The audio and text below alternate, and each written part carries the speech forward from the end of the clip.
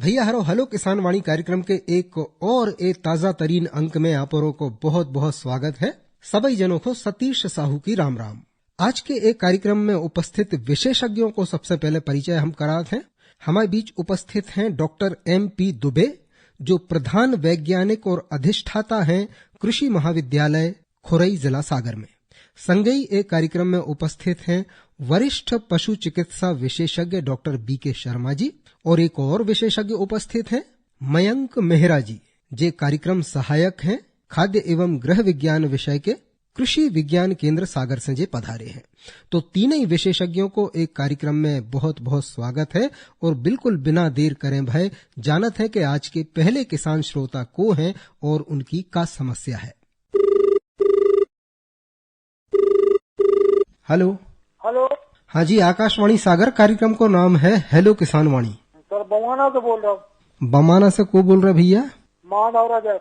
माधव रजक बमाना से जी। माधव जी बहुत बहुत स्वागत है आपको।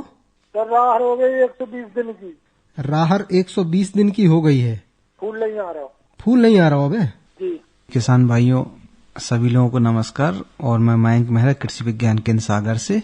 जैसा कि आपका प्रश्न है कि राहर 120 दिन की हो गई है और उसमें फूल नहीं आ रहे हैं, तो उसमें कुछ इंसेक्ट की प्रॉब्लम भी हो सकती है। दूसरी चीज, चूंकि अरहर एक दाल वाली फसल है और इसमें फास्फोरस का एक इम्पोर्टेंट रोल रहता है, तो इस समय आप 05234 1 किलोग्राम पर एकड़ के हिसाब से या 2 kg के हिसाब से आप उसका फर्टिलाइजर डोज उसका आप दे सकते हैं। उससे आपके फूल की मात्रा में बढ़ जाएगी 05234 1 किलो पर एकड़ के हिसाब से।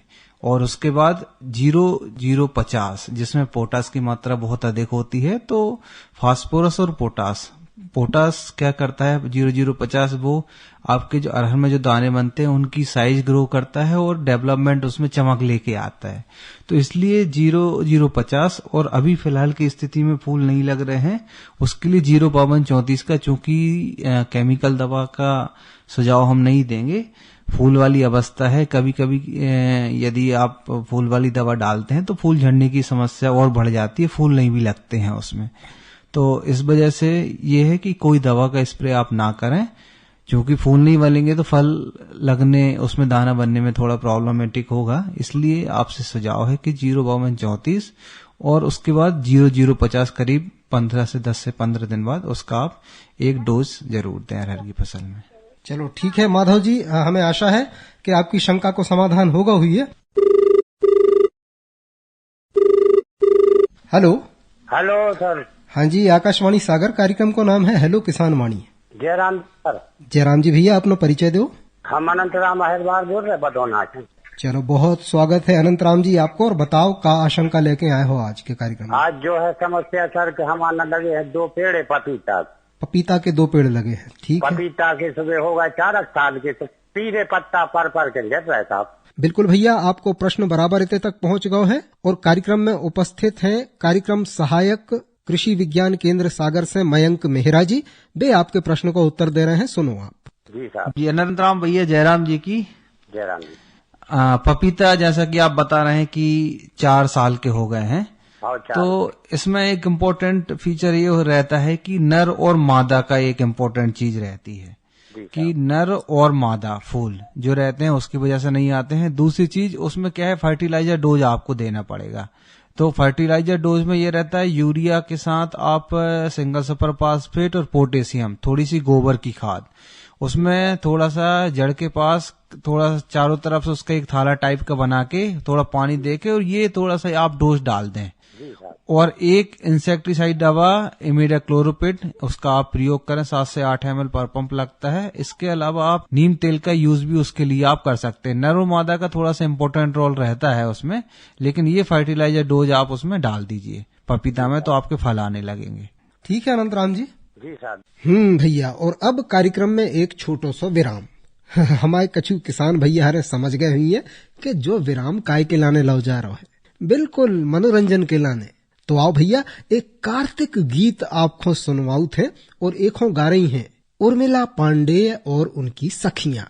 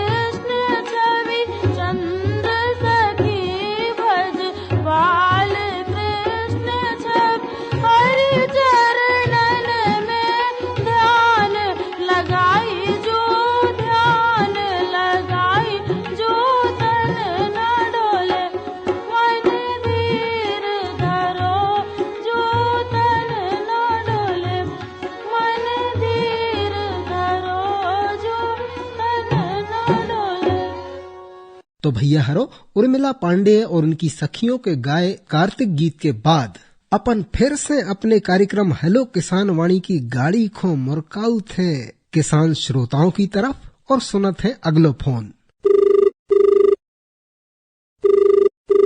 हेलो हेलो किसान वाणी। हाँ जी, हेलो किसान वाणी आकाशवाणी केंद्र सागर, आपको बोल रहे भैया। लक्ष्मण सिंह बोलो थे, ग्राम बौतराई, तहसील पथरिया, जिला दमोह। ठीक है भैया, बहुत स्वागत है आपको ये कार्यक्रम में। और बताओ लक्ष्मण सिंह जी, क्या प्रश्न है आज को?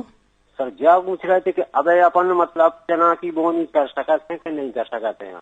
चना की बोनी अबे करी जा सकत है कि नहीं, आपको प्रश्न विधिवत हमारे विशेषज्ञ तक पहुंच गए है।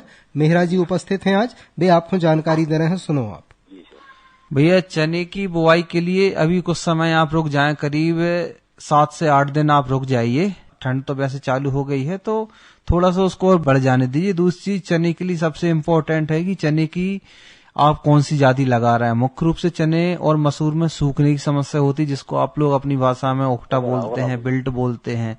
ये सबसे मेन इम्पोर्टेंट समस्या है चने की और मसूर की। तो उसके लिए सबसे जरूरी ये है कि आप चने की ऐसी जातियां लगाएं जिसमें रोग रोधक क्षमता रहती है, रेजिस्टेंट पावर रहता है और उकटा कम से कम हो।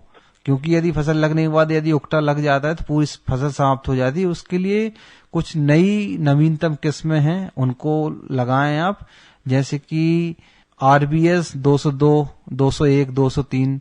ये कुछ समय पहले 4-5 साल पहले इनका प्रचलन कम हो गया था, लेकिन फिर अभी 2-3 साल से RBS 200, RBS 203 इन वैरायटी को लगाएं। इसके अलावा आप JG 24 लगा सकते हैं, JG 36 लगाएं, आप JG 12 लगाएं। इस टाइप से ये 4-5 वैरायटी ऐसी हैं जिनमें ओखरा बहुत कम लगता है। और एक चीज और मैं आपसे कहना चाहता हूँ, चला लगाने के पहले गोबर की खाद में या आपके पास वर्मी कंपोस्ट हो तो उसमें ट्राइकोडर्मा का प्रयोग जरूर करें। ट्राइकोडर्मा क्या रहता है कि जो ओगरा वाला फफूंद रहती है जिससे ओखटा होता है, वो वाली फफूंद को ये खाता है ट्राइकोडर्मा। ये भी एक फंगस है, वो भी एक फफूंद नाशक है। तो ट्राइकोडर्मा का प्रयोग चना लगाने से पहले जरूर अवश्य करें, बहुत जरूरी चीज है ये। चलो ठीक है लक्ष्मण सिंह जी, आशा है आपको उत्तर मिल गया हुई है और इन बातों को ध्यान रखो तो निश्चित रूप से चना की फसल से अच्छे परिणाम आप ले सकते हो। Hello hello. हाँ जी, आकाशवाणी सागर, कार्यक्रम को नाम है हेलो किसान वाणी। साहब जी नमस्कार। नमस्कार भैया, आपको बोल रहे हैं सलमान सलमान खान चांदामऊ। हाँ। बहुत स्वागत है सलमान भाई, और बताओ क्या प्रश्न लेके आए हो? मसूर बोने थी। मसूर बोने हैं। हाँ। तो क्या जानो चाहत हो? तो कौन सी किस्म बोए? किस्मों, मसूर की किस्मों की जानकारी आप चाहत हो। आपको प्रश्न हमारे विशेषज्ञ जी ने सुन लो है, वे आपको बता रहे हैं, सुनो। सलमान जी, जैसा कि आप बता रहे हैं कि मसूर लगाना है, तो सबसे जरूरी चीज है कि मसूर की कौन सी जातियां आप लगाएं। तो अभी प्रचलन में 2 बहुत फेमस जातियां हैं जो मोस्टली किसान भाई हमारे यहाँ लगा रहे हैं। एक L4727 और L4717, 2 बहुत अच्छी वैरायटी हैं। ये मसूर में रोगरोधी क्षमता बढ़ाती हैं, सूखने की समस्या जो रहती है, ओगरा की समस्या रहती है, वो भी उससे रेजिस्टेंट पावर इसमें ज्यादा रहता है, ओगरा कम लगता है। इसलिए आपको रिकमेंड किया जाता है मसूर के लिए आप दिए 2 वैरायटी अभी हैं, इनको आप लगाएं। ठीक है सलमान जी, और कोई प्रश्न? बटरा मटर लगाओ चाहत हो आप? हाँ। बटरा सब्जी वालो या दाने? सब्जी वाला। अच्छा, सब्जी के लाने लगाओ चाहत हो आप? हाँ। तो सब्जी के लिए एक मटर की वैरायटी आती है अर्केल मटर 1। अर्केल को आप लगाएं, दाना पूरा भरा हुआ रहता है, बोल्ड दाना रहता है, पूरी फली में दाना रहता है, पैक रहता है, फली पुचकी नहीं रहती है किनारे से। कहीं भी आपको उपलब्ध हो जाएगी, यूनिवर्सिटी में भी, या आप कहीं मार्केट से भी उसको परचेज कर सकते हैं। अर्केल एक वैरायटी है, उसको आप लगाएं। हेलो। हाँ, आकाशवाणी सागर। बिल्कुल भैया, आकाशवाणी सागर, सही जगह आपने फोन लगाओ है। कार्यक्रम को नाम है हेलो किसान वाणी। हेलो किसान वाणी। बिल्कुल, अब आप अपना नाम बता दो भैया। अंबिका प्रसाद उपाध्याय। अरे अंबिका जी, बहुत स्वागत है आपको रतौना से। जी बहुत स्वागत है एक बार फिर से भैया, और बताओ क्या प्रश्न है आज को? हमारा प्रश्न जो है कि DAP तो मिल नहीं रहा है। अच्छा, तो कौन सा ऑप्शन है, क्या क्या क्या डालना है?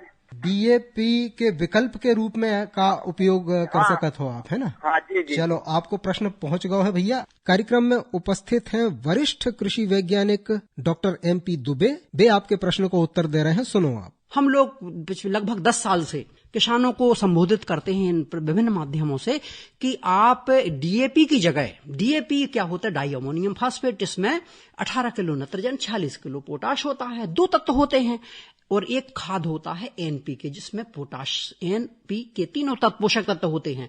तो किसानों से मेरा अनुरोध है, डीएपी भूल जाइए, यूरिया सिंगल देना भूल जाइए, एनपीके पर आए।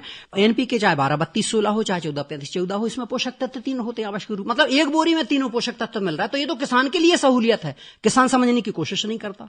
3 बोरी डालने को तैयार है, 1 बोरी डालने को तैयार नहीं है, बड़ी प्रॉब्लम है। विभिन्न फसलों के जो एनपीके की रिक्वायरमेंट अलग अलग होती है, अगर और जो पोषक तत्व तो उसमें सबसे कम होता है, जैसे पोटास 12-32-16, या तो पोटास की मात्रा हमको प्रैक्टिकली उसमें कम लगती है हर फसल को, उसको बेस बना के कैलकुलेशन करते हैं, पोटास की मात्रा जितनी अमुक फसल को लगती है उसकी 100% मात्रा पहले निकाल लीजिए, तो उसमें एनपीके की कमर्शियल ग्रेड की मात्रा निकल आएगी।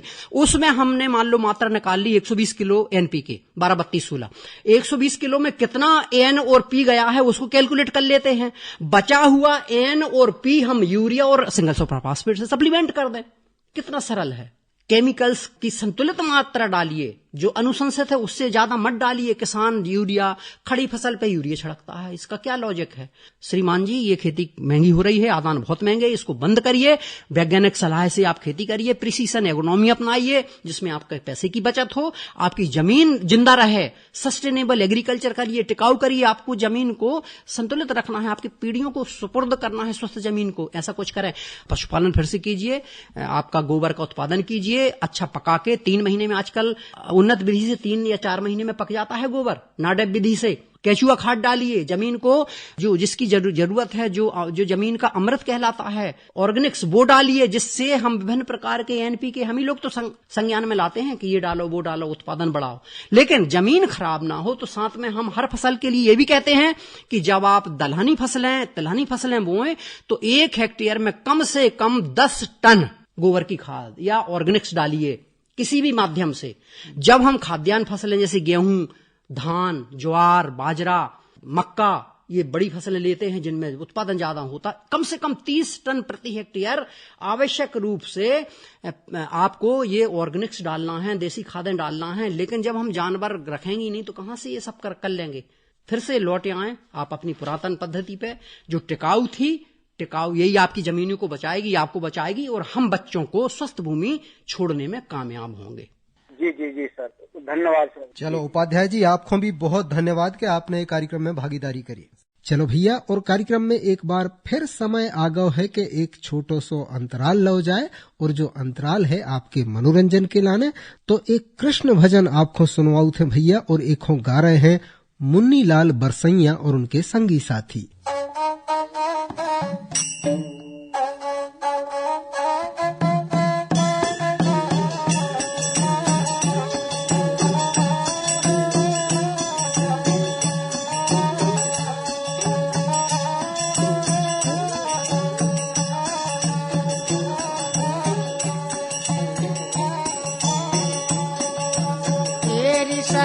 आज मोहे श्याम से मिलाए दो, तेरी सखी आज मोहे श्याम से मिलाए दो, तेरी सखी आज मोहे श्याम से मिलाए दो, तेरी सखी आज मोहे श्याम से मिलाए दो। मोर मुकुट शीश धरे मकर कुंडल कोन पद, मोर मुकुट शीश धरे मकर कुंडल कान पड़े,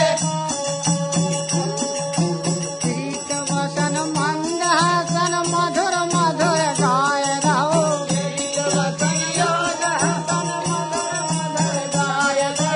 तेरी सखी आज मोहे श्याम से मिलाए दे, तेरी सखी आज मोहे श्याम से मिलाए दो।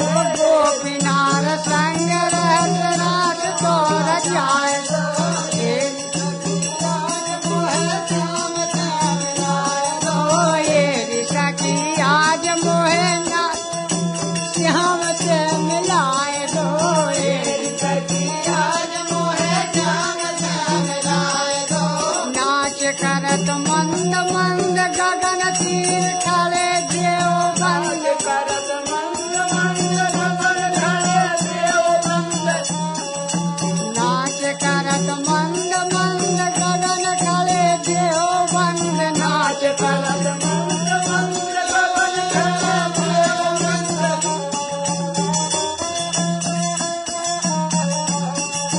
ब्रह्मानंद चंद बंदन नैना से दिखाए दो ब्रह्मानंद चंद बंदन नैना से दिखाए दो तेरी सखी आज मोहे श्याम से मिलाए दो तेरी सखी आज मोहे श्याम से मिलाए दो तेरी सखी आज मोहे श्याम से मिलाए दो तेरी सखी आज मोहे श्याम से मिलाए दो तेरी सखी आज मोहे श्याम से मिलाए दो तेरी सखी आज मोहे श्याम से मिलाए दो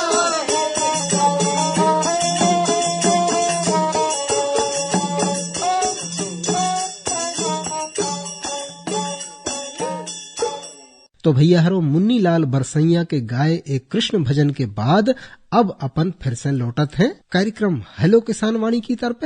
कार्यक्रम हेलो किसान वाणी तो चले ही रहो है, माने मुरकत है किसानों के फोनों की तरफ। सुनत है अगलो फोन।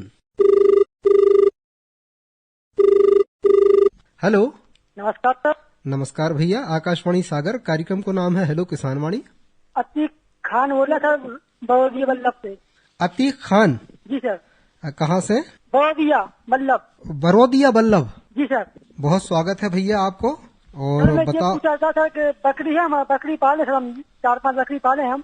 अच्छा, जी सर, तो उनको जुए पाले सर। बिल्कुल अतीक भाई, आपको प्रश्न पहुंच गया है और आज के कार्यक्रम में उपस्थित हैं वरिष्ठ पशु चिकित्सा विशेषज्ञ डॉक्टर बीके शर्मा। वे आपके प्रश्न को उत्तर दे रहे हैं, सुनो। देखिए अतीक भाई, आप जो बकरियां पाले हुए हैं, आपको निश्चित रूप से निकटतम पशु चिकित्सालय में गए होंगे। अगर नहीं गए हो तो आप वहां पर पहुंचिए। बकरियों के लिए जो किल्ली और जुए की समस्या है, उसी कारण उनकी स्किन में वो ब्लड सक करती हैं और उसके कारण बकरी कई बार रात भर आवाज करती रहती हैं, चिल्लाती रहती हैं। दूसरा, आपको पूरे शरीर पर यह भी देखना पड़ेगा कि कहीं कोई घाव तो नहीं है, कहीं किसी बकरी को कीड़े तो नहीं पड़े हैं। एक तो अगर शरीर में घाव हैं और उसमें कीड़े पड़ गए हैं, तब भी वो बहुत कष्ट में रहती है। तो उस प्रत्येक बकरी को जो आवाज दे रही है, उसको बहुत बारीकी से देखो कि हुआ क्या है। कहीं खुर में तो घाव नहीं है, कहीं पैर में तो नहीं है। तो ये अच्छे से देखने के बाद अगर कहीं घाव नहीं है तो आजकल साइपरमेथ्रिन और आइवरमेक्टिन की सोप भी, साबुन बाजार में उपलब्ध है। एक पोरान करके लिक्विड भी आ रहा है जो उसके ऊपर शरीर पर डालकर भी हम काम कर सकते हैं। कई चीजें हैं, इंजेक्शन भी है, प्रत्येक बकरी को इंजेक्शन भी लगा सकते हैं। आइवरमेक्टिन का लिक्विड फॉर्म भी बकरियों के लिए आ गया है, उसका भी आप प्रत्येक बकरी को उपयोग करेंगे। साथ ही साथ आपकी जो बकरी बांधने का स्थान है, उसको भी यदि आप मतलब साइपरमेथ्रिन का 5 ml घोल 1 लीटर पानी में मिलाकर स्प्रे कर देंगे अगर आप, तो भी बहुत अच्छा होगा। और इस बात को ध्यान रखना है कि ये जो दवा आप लगा रहे हैं, ये उचित मात्रा में लगाएं, बकरियां उसको चाटें ना आपस में, इसका बहुत ध्यान रखना है। तो निश्चित रूप से आपको सुविधा होगी। अगर गोली और लिक्विड फार्म आप देंगे तो ये चाटने वाली समस्या से आपको कोई डर नहीं रहेगा। लेकिन अगर आप सीधे खाल पर लगा रहे हैं तो आपको थोड़ा सा ध्यान रखना पड़ेगा कि बकरियां एक दूसरे को ना चाट पाए। जी सर। चलो, बहुत धन्यवाद अतीक भाई आपको। हेलो। हेलो। हाँ जी, आकाशवाणी सागर, कार्यक्रम को नाम है हेलो किसान वाणी। गोविंद कुशवाहा, चाहना से। गोविंद कुशवाहा, चाहना से। चलो, बहुत स्वागत है गोविंद कुशवाहा जी आपको। समस्या सर क्या है कि राय करोंदा कोई है सर। काव है? राय करोंदा। राय करोंदा, अच्छा। हाँ हाँ, तो जो बड़ा नहीं होता हूँ। बड़े नहीं रहो। अपन किसान हैं दाऊ हैं, जी। अपन जानत हैं कि कछु जो पौधा रहते हैं, पेड़ रहते हैं, प्राकृतिक पेड़ रहते हैं, पौधा रहते हैं जंगलों में, जंगली पौधा, कछु की प्रवृत्ति बहुत जल्दी बढ़वार की रहते है, कछु की कम रहते हैं। करौंदा बहुत धीमी गति से बढ़त है, करौंदा भाव, निब्बू भाव है, आप उसकी सेवा करें बढ़िया।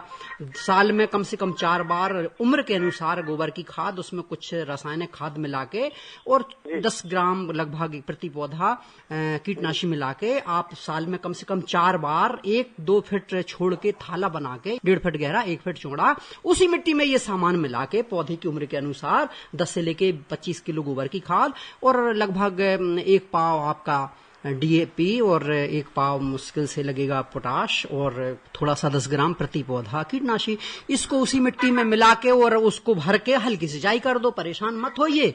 इस पौधे की प्रवृत्ति होती है स्लो ग्रोइंग, धीरे धीरे बढ़ता है। हेलो जी सर। हेलो किसानवाणी आकाशवाणी केंद्र सागर को बोल रहे हैं आप? जी सर। अनंतराम कुशवाहा बोल रहा था। अनंतराम कुशवाहा कहाँ से? ग्राम खजांची पोस्ट किशनगंज जिला दमोह से सर। चलो अनंतराम जी बहुत स्वागत है आपको और बताओ क्या प्रश्न है? सर इतना 16 साल लहसुन लगा 70 किलो और आलू की बोनी का समय आ गया। आप खाद बता दो, बीज बता दो, बीज तो हम दे आए हैं। लहसुन लगा चुके हो, आलू की बोनी करने हैं, खाद और बीज की जानकारी चाहत हो? जी देखो भैया, इसमें गोबर की खाद 1 एकड़ में कम से कम आपको 4 से 5 टन गोबर की खाद अच्छी पकी हुई आलू में, है ना, 5 टन कम से कम। इसके बाद नत्रजन उसको 100 से 120 किलो लगता है, फास्फोरस लगभग 60 किलोग्राम लगता है, प्रति हेक्टेयर की मात्रा बता रहा हूँ। और साथ में पोटाश उसकी मात्रा लगती है कम से कम 60 किलो से लेके 80 किलो। जो कंद वाली फसलें होती हैं इसमें लगभग ये मान के चलें कि अगर जमीन में हमारा पोटाश है तो लगभग 60 से 80 किलो, कंद वाली फसलों में पोटाश की आवश्यकता ज्यादा होती है, तो लगभग अगर जमीन आपकी मध्यम है, पोटाश ठीक है, तो 80 किलो प्रति हेक्टेयर पोटाश की गणना करके आप इसको एनपीके के माध्यम से या अलग अलग जो स्रोत होते हैं नत्रजन, फास्फोरस, गंधक, इनके आप इनके अलग अलग करके गणना करवा के किसी विशेषज्ञ से आप उसको दे सकते हैं। गंधक जरूर दीजिए आप, 20 किलो गंधक प्रति हेक्टेयर। ठीक है अनंतराम जी, बहुत धन्यवाद आपको। नमस्कार सर। नमस्कार। किसान भाइयों के लिए मैं एक बहुत जरूरी सूचना जो सभी के लिए लागू होती है, चाहे वो खाद्यान्न फसलें हों, चाहे तिलहन हो, चाहे दलहन हो, चाहे सब्जियां हों, चाहे कंदवाली हों, विभिन्न प्रकार की जो फसलें होती हैं, जो हमारे रासायनिक खाद विक्रेता होते हैं, पर्टिकुलरली जो कंपनीज होती हैं, बड़ी बड़ी कंपनीज होती हैं, उनके चार्ट्स इन विभिन्न फसलों में मिलते हैं कि हमारा जो प्रोडक्ट है, बोरी है 12-32-16 या 14-35-14 या डीएपी यूरिया, तो वो विभिन्न तथ्यों के जो स्रोत हैं उनके कॉम्बिनेशंस ऑलरेडी वो छाप के देते हैं किसानों की सहूलियत के लिए। और अगर नहीं मिलते हैं तो आप उनसे मांग कीजिए। जब आप इतना महंगा फर्टिलाइजर खरीदते हैं तो उनसे बोलिए कि नहीं, हम बाद में खरीदेंगे, पहले हमको ये उसका चार्ट उपलब्ध करवाइए कंपनी की तरफ से या विशेषज्ञ की तरफ से। आप बिल्कुल ऐसे ब्लैंकली मत खरीदिए कोई सामान। आपका हक है जानने का, तकनीकी ज्ञान, तकनीकी रूप, क्योंकि अगर उसको बेचना होगा तो वो व्यवस्था करवाएगा हमारे किसान की। जी जी बिल्कुल। तो भैया हरो जो हतो किसान वाणी कार्यक्रम को गुरुवारी साप्ताहिक क्रम हेलो किसान वाणी। आज के एक कार्यक्रम में उपस्थित हते डॉक्टर MP दुबे, प्रधान वैज्ञानिक और अधिष्ठाता कृषि महाविद्यालय खुरई सागर से। संगई उपस्थित हते डॉक्टर BK शर्मा, वरिष्ठ पशु चिकित्सा विशेषज्ञ, और मयंक मेहरा जी, कार्यक्रम सहायक कृषि विज्ञान केंद्र सागर से। तो तीनों विशेषज्ञ एक कार्यक्रम में पधारे और कार्यक्रम में फोन करके अपनी समस्याओं के संबंध में जानकारी लेने वाले किसानों को इतनी अच्छी जानकारी दी, उनकी शंकाओं को समाधान करो। एक लाने बहुत बहुत धन्यवाद। और भैया आप चलत चलत आप को बता दें कि आज के एक कार्यक्रम को संचालन कर रहे थे हम सतीश साहू। तो भैया हरो कार्यक्रम के अगले अंकों में आप से फिर भेंट हुई है, यही आशा यही उम्मीद के संग फिलहाल चाहत है अनुमति। राम राम।